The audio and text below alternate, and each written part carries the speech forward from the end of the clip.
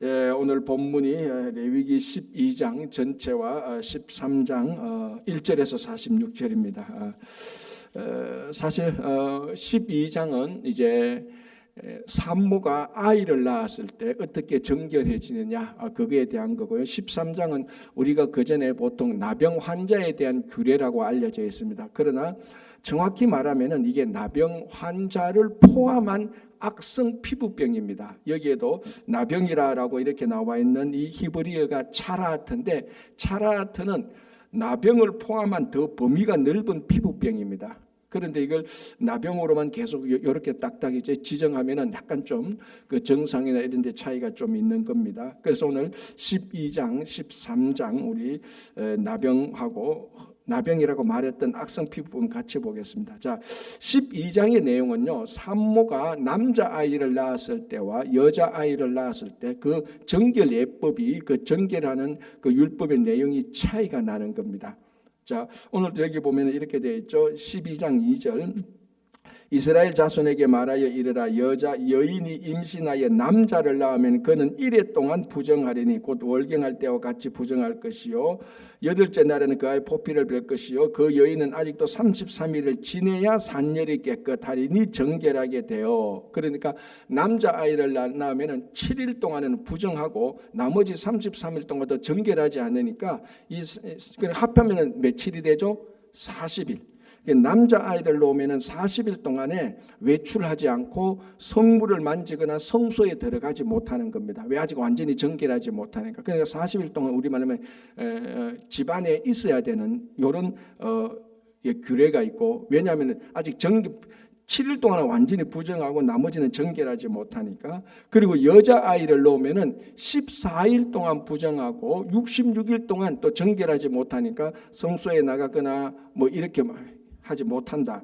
자, 이렇게 되어 있습니다. 그러니까 자, 여기 한번 보시기 바랍니다. 12장 5절, 여자를 낳으면 그는 2일 동안 부정하리니 월경할 때와 같을 것이며 산열이 깨끗하게 되면 66일을 지내야 하리라. 그러니까 산열이 자기 피가 완전히 깨끗해질 때까지 기다리면은, 여자는 아이를 낳은 후부터 며칠 동안 기다려야 됩니까? 80일.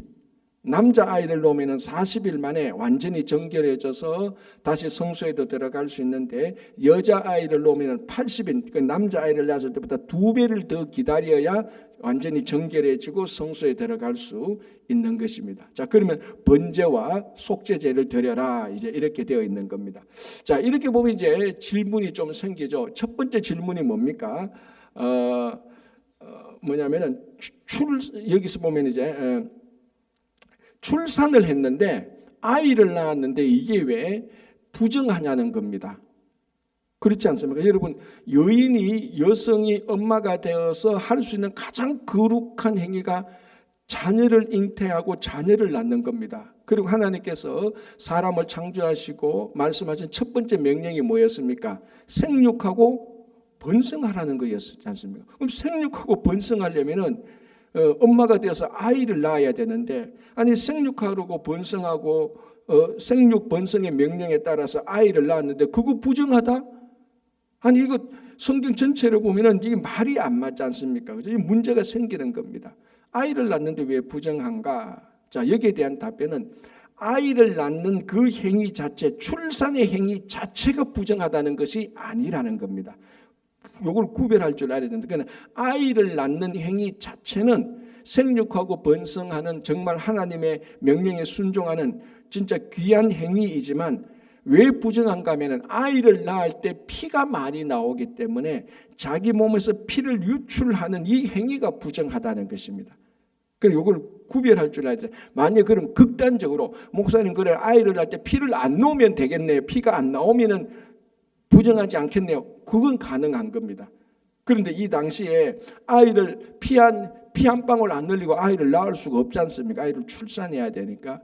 그러니까 자기 몸에서 이제 15장에도 보면은, 레위기 15장에도 보면은 나오는 중요한 내용이 뭔가 하면 사람의 몸에서 나오는 유출물이지 않습니까? 땀, 침, 피, 이런 것들을 다 부정하게 보는 것입니다. 그 중에 가장 부정하게 보는 것 가운데 하나가 바로 이 피입니다. 왜 피를 밖으로 내는 게 부정한가? 이게 피가 또 사람의 생명이 있지 않습니까? 그러니까 이 생명이 담긴 피를 밖에서 내어내니까 이게 얼마나 부정한 행위냐, 정결하지 못한 행위냐, 그렇게 보는 겁니다. 그래서 우리가 이제 구별할 게 하나죠. 아이를 낳는 행위 자체가 부정한 건 아니다. 그 아이를 낳을 때 흘리는 피 때문에 부정한 거다. 이렇게 보면은 이제 되는 것이고요. 자, 두 번째 또 질문이 뭔가 하면은 이게 오늘날 뭐 한참 유행하는 여성 평등주의자, 영어로 말하면 페미니즘, 이 사람들이 가장 강력하게 이제 공격하는 부분이 이 부분입니다. 왜 남자아이를 낳으면은 40일 동안 부정한데 여자아이는 왜 그 2배로 부정하게 하느냐? 이 봐라, 이 성경 자체가 벌써 남녀를 차별하지 않느냐, 이제 이렇게 공격을 합니다. 사실 그 말에 대해서는 논리적으로 좀 일리는 있어요. 하나님께서 남자와 여자를 동일하게 창조하셨는데, 그러면 남자나 여자나 아이를 낳을 때 똑같이 정결 기간을 둬야 되는데 왜 남자와 여자를 차별을 두냐라는 것에 대한 오늘 성경 본문을 보면은 거기에 대한 답은 없습니다. 그러나 그 당시 상황과 성경을 전체로 좀 볼 때, 다른 부분을 볼 때 이렇게 대답할 수는 있습니다. 첫 번째는 그 당시에 사람들이 이렇게 생각을 했다는 내용들이 있습니다. 뭐냐면은 남자를 낳을 때보다 여자아이를 낳을 때 피를 더 많이 흘린다고 생각했던 그런 흔적도 있었다는 겁니다. 그러나 오늘날 우리가 볼 때 그건 별로 납득이 잘 안 되죠. 그죠? 아니, 남자아이를 낳을 때보다 여자아이를 낳을 때 피를 더 흘린다고? 아무리 이게 2500년 전 얘기지만 이것 좀 받아들이기가 좀 어색하지 않느냐, 이런 생각이 좀 듭니다. 자, 그런데 이제 한 가지 오늘 본문을 가만히 보면은 요 부분을 보면은 그래도 많이 납득이 됩니다. 자, 이제 아이를 낳았으니까, 남자든 여자든 낳았으니까, 피를 흘렸으니까 부정하니까 그에 대한 제사를 드립니다. 그리고 아이를 놓고 한 이 전체에 대한 제사를 오늘 본문을 보면은 번제와 속죄제를 드리도록 되어 있는데, 이 번제와 속죄제를 드릴 때 예물을 드리는데, 이 예물은 남자아이를 낳았을 때나 여자아이를 낳았을 때나 예물 드리는 양은, 종류는 차이가 납니까 안 납니까? 안 납니다. 똑같이 드리는 겁니다. 이제 이 부분을 통하여서 비록 남자와 여자아이의 정결 기간에 차이는 있지만, 그러나 그 정결 기간이 그 부정이 정결하기 위해서 하나님께 드리는 예물의 차이는 없다. 요 부분을 보면은 그래도 좀 남녀 차별에 대한 많이 좀 해소는 좀 된다고 볼 수 있는 것입니다. 그죠? 그럼에도 불구하고 이 기간이 왜 차이가 나느냐? 그거는 아직 아무도 대답을 못합니다. 그건 이것도 나중에 하나님 나라 가서 물어봐야 되고, 이제 좀 더 깊이 들어가면은 이게 어쩔 수 없이 그 당시 남자와 여자에 대한 생각이 좀 다르지 않느냐, 그렇게 말을 하는데, 방금 말씀드린 것처럼 속죄 제물이나 번제 제물을 드리면 그런 차이가 없다. 똑같이 하나님 앞에 정결함을 받는 우리가 하나님께 드리는 건 똑같다라고 볼 때 좀 많이 이해가 되는 것이고요. 자, 또 하나는 6절에 보면은 이렇게 되어 있습니다. 아들이나 딸이나 정결하게 되는 기한이 차면 그 여인은 번제를 위하여 1년 된 어린 양을 가져가고 속죄제를 위하여 집비둘기 새끼나 산비둘기 회막문 제사장에게로 가져갈 것이라. 자, 여기서 또 하나 우리가 깊게 생각하면은 왜 속죄제를 드리는지 여기에 대해서도 납득이 좀 잘 안 가죠. 아까 앞에서 말씀드린 것처럼, 아니, 아이를 낳는 행위가 왜 부정한가?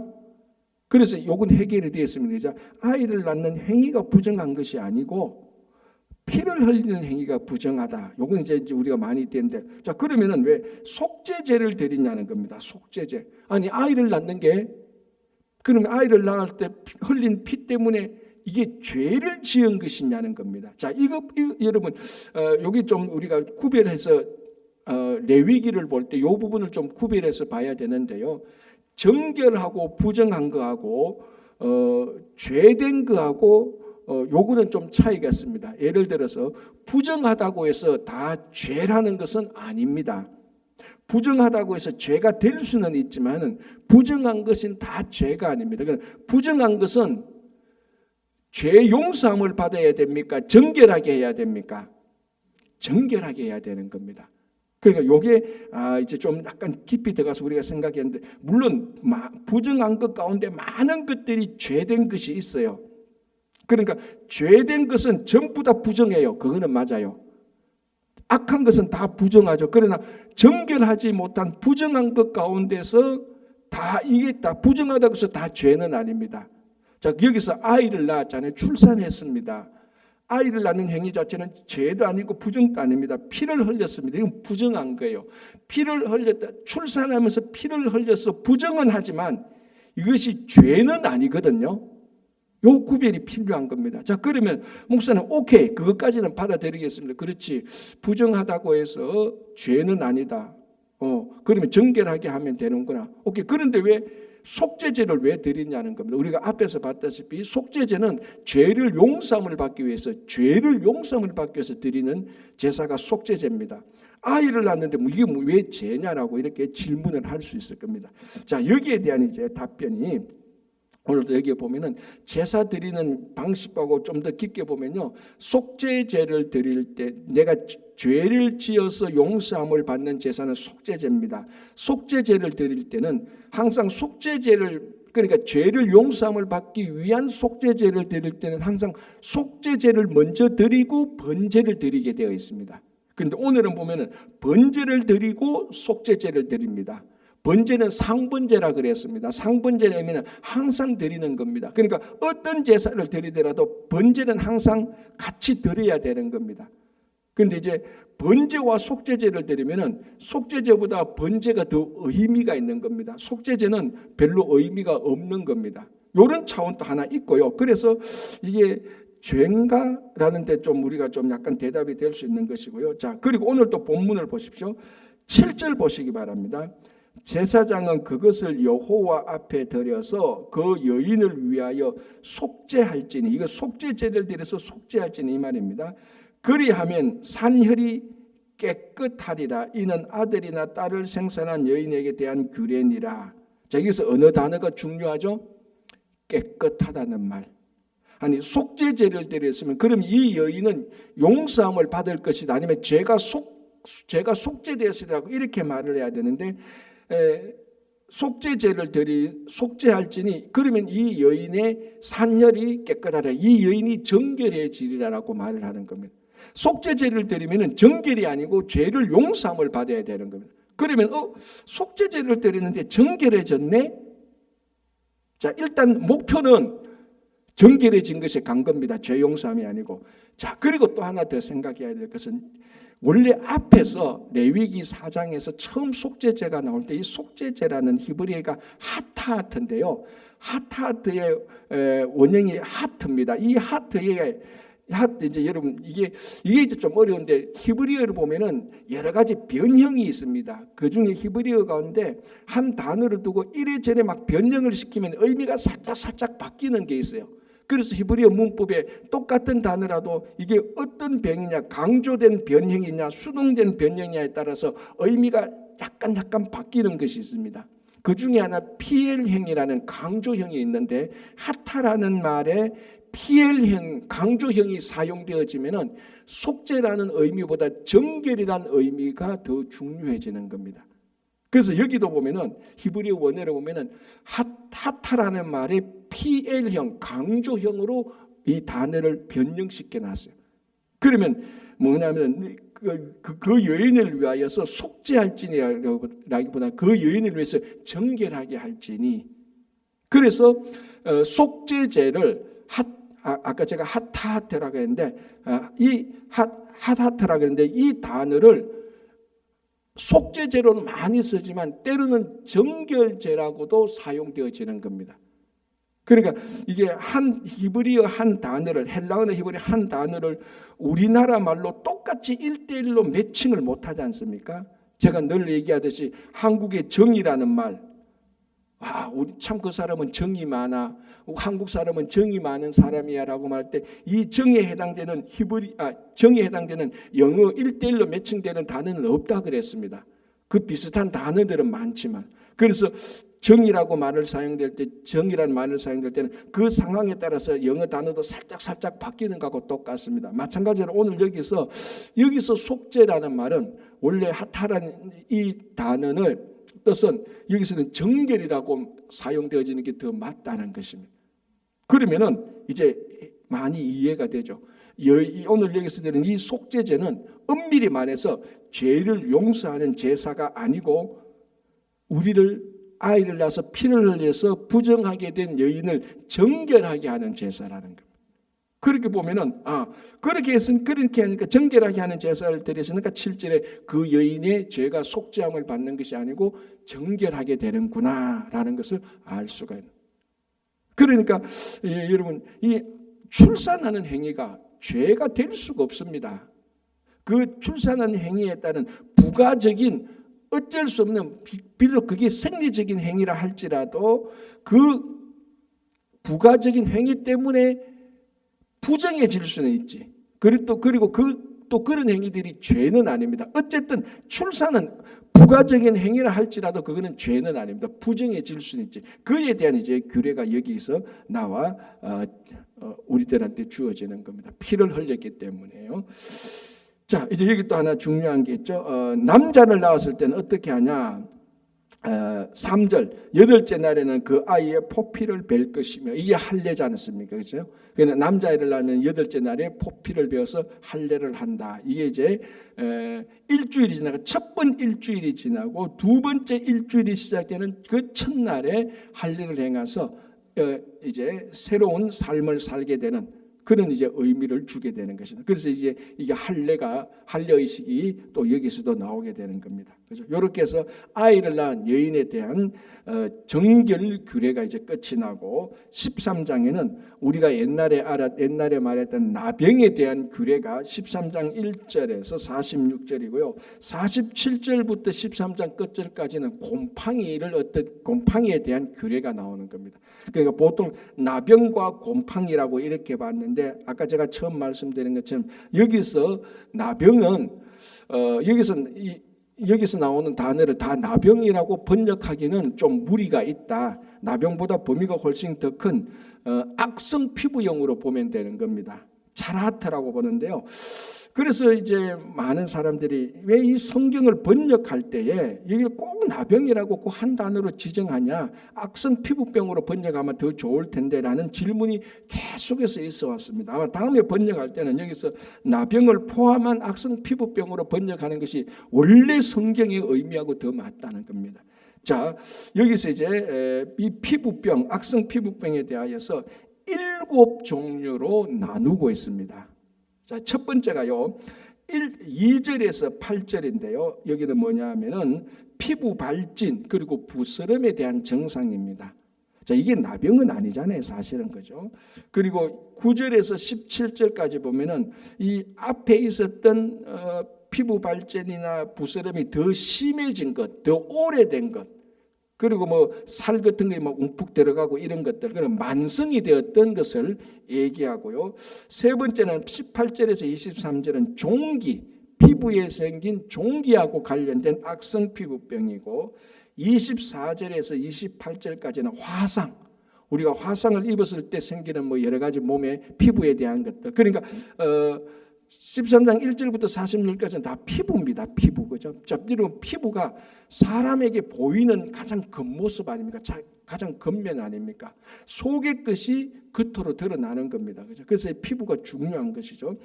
자, 그 다음에 29절에서 37절은 머리와 수염에 생긴 오음에 관련된 피부병이고요. 자, 그리고 이제 38절에서 39절 두 구절은 백반, 피부에 흰 점 생기는 거 있지 않습니까? 우리 가끔 그런 사람 봅니다. 피부에 이쪽 부분에 흰 점 생기는 거. 이게 이제 태어날 때 이제 그렇게 좀 이제 태어나는 이런 것들. 그러니까 여러분, 백반으로 나온 게 이게 뭐 나병입니까? 아니, 이건 다른 피부병이죠. 그죠? 자, 그리고 재밌는 게 이제 40절부터 44절까지 대머리. 자, 그래서 여기 한번 보시면 40절, 41절 보면요, 모든 대머리가 다 피부병이 있는 건 아니다라고 말합니다. 되게 재밌는 게 40절 볼게요. 누구든지 그 머리털이 빠지면 그는 대머리니 정하고, 머리털이 빠진 대머리가 부정한 게 아닙니다. 정하고 42절 그러나 대머리나 이마머리에 희고 불그스름한 색점이 있으면 대머리가 됐는데 보니까 이 피부에 불그스름한 점이 있고 하면 그것도 피부병이지 않습니까? 그래서 모든 대머리가 다 악성 피부병이 아니고 그 대머리 부분에 그 머리가 빠진 대머리는 나쁜 게 아니고 대머리 부분에 또 피부가 이상한 점이 있으면 그거는 또 자라트다 이렇게 본다라는 겁니다. 이렇게 해서 한 7가지로 이렇게 쭉 이렇게 규정을 됩니다. 여기서 이제 증상이 생기면은 진 밖으로 나가게 하는 것이죠. 자, 이런 것들을 우리가 뭐 여러분들이 똘똘똘 외우거나 이거는 나병이다 아니다 악성 피부병이다 그렇게까지 공부를 한다고 해서 나쁜 것은 아니지만은 이제 뭐 이걸 다 외워가지고 뭐 어떻게 할 그런 필요는 없습니다. 단지 여기서 나타나는 이제 중요한 의미들을 우리가 몇 개 보면 되는 것이죠. 자, 여기서 나오는 이제 자라트 악성 피부병이 어떤 특징이 있는가 보면은 이게 이제 죄의 특징이 있다는 것입니다. 죄의 특징이 자 예를 들자면 이제 이 죄라는 것이 밖에서도 들어오지만은 밖에서도 들어오지만 많은 죄는 밖에서 들어오는 것이 어떤 우리의 원인이 될 수 있지만 우리를 자극시킬 수 있지만 결국 한 사람의 죄는 자기 내부에서 발생하게 되는 겁니다. 자, 밖에서 사람들이 내게 막 욕하고 나를 막 공격해도 내가 내부적으로 내 심령이 그 욕하고 하는 것들을 무시하거나 아이고 그 자리를 피하면은 그게 죄로 이어지지 않습니다. 그죠? 자, 사람들이 내게 욕하고 공격하고 비난하는 것이 내 죄는 아니잖아요. 그런데 그 비난을 듣고 내가 화가 나서 사람을 치거나 하면 내가 죄가 생기는 겁니다. 죄가 내한테 발생하는 거죠. 그래서 사람이 나를 공격하고 막 비난하고 이렇게 막 모욕해도 그게 내 죄는 아닙니다. 그러나 그게 잘못 반응하면 죄가 되는 것이죠. 결국 죄는 내 안에서 발생하는 겁니다. 자, 이 피부병이 밖에서 여러 가지 환경 요인도 있고 뭐 여러 가지 있었지만 결국은 내 피부에 생기는 병입니다. 그래서 그러니까 이게 내부에서 생기는 병이죠. 죄하고 많이 유사성이 있고요. 그리고 이 7가지 아까 7가지 카테고리를 나눴는데 이 7가지의 모든 피부병에 보면은 처음에는 조그마한 걸로 시작합니다. 그러다가 이제 온몸에 점차 퍼지다가 나중에 온몸 전체에 다 퍼지는 것이죠. 누룩과 같은 것입니다. 그죠? 죄가 그렇잖아요. 처음에는 아주 조그마한 걸로 시작합니다.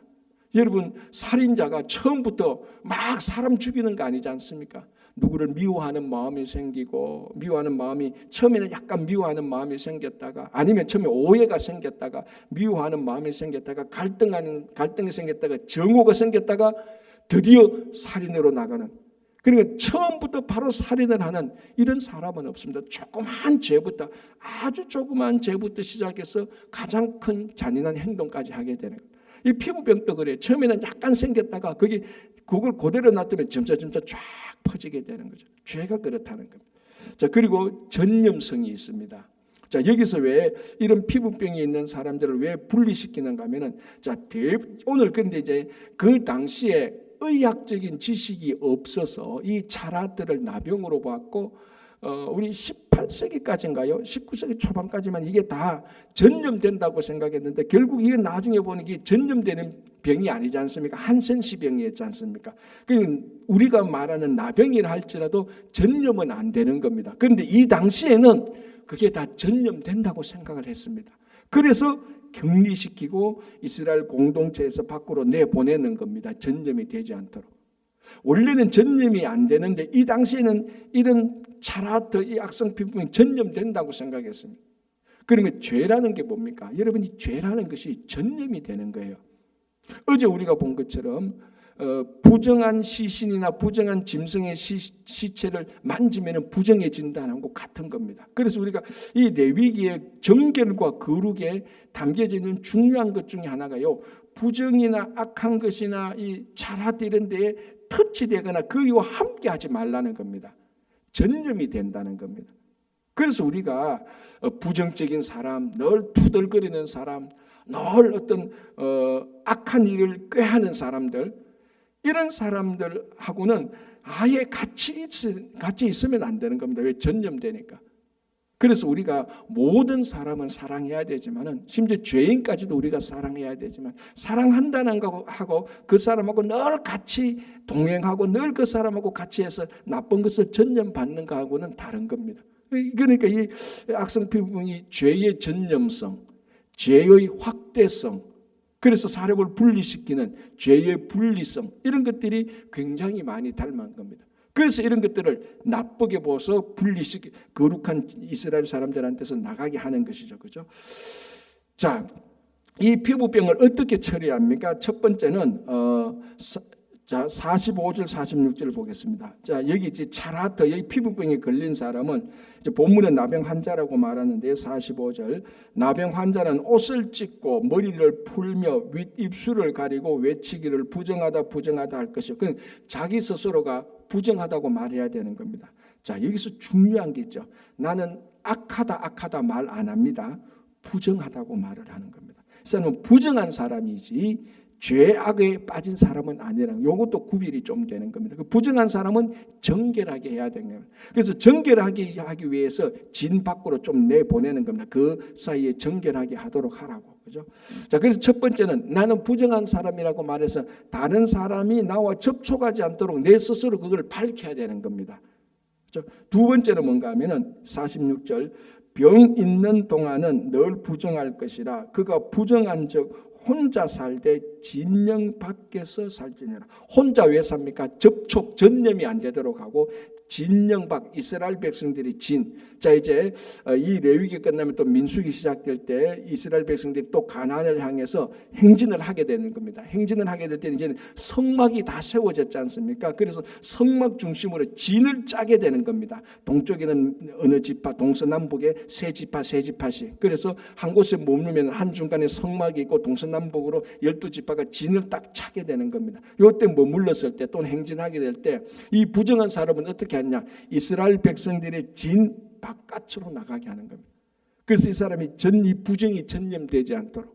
그래서 부정한 사람은 이렇게 진 바깥에 나가서 이스라엘 백성 사람들을 거룩하게 남겨두어야 되는 겁니다.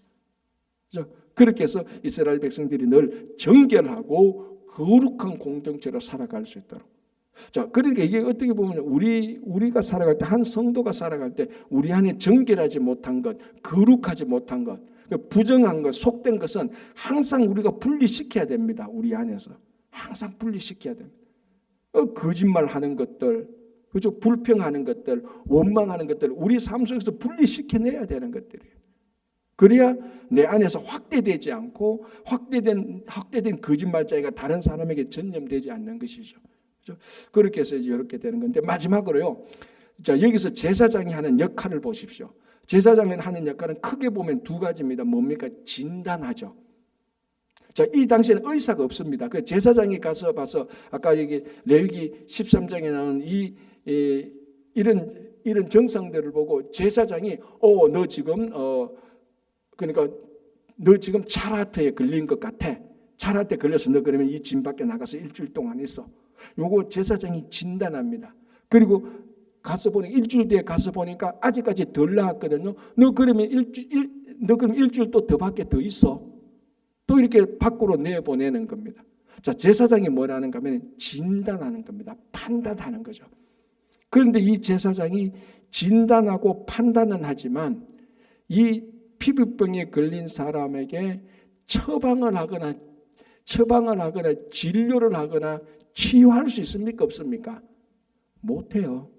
능력도 없고 그런 기회도 없습니다. 오직 제사장은 그냥 판단만 하는 겁니다. 너 이 병에 걸렸구나. 자, 그리고 또 하는 게 뭡니까? 규제를 하는 거죠. 너 못 들어와. 너 아직 보니까 덜 나았거나 너 못 들어와. 너 거기 있어. 그러니까 판단하고 규제는 할 수 있습니다. 그러나 치유도 못하고 처방도 못하고 살려주지도 못하는, 구원도 못하는 거예요. 그게 뭐냐면 이 규례에 관한 제사장을 가만히 보면은 율법하고 닮았어요. 율법이 그렇잖아요. 너는 죄인이야 라고 판단해요. 그리고 너 죄인이니까 너 이렇게 해야 돼, 저렇게 해야 돼. 규제는 되게 많습니다. 이것도 해서는 안 되고 저것도 해서는 안 되고 이거 해야 돼, 저거 해야 돼. 가만히 보면 오늘 제사장이 하는 것이나 율법이 하는 것이 굉장히 유사합니다.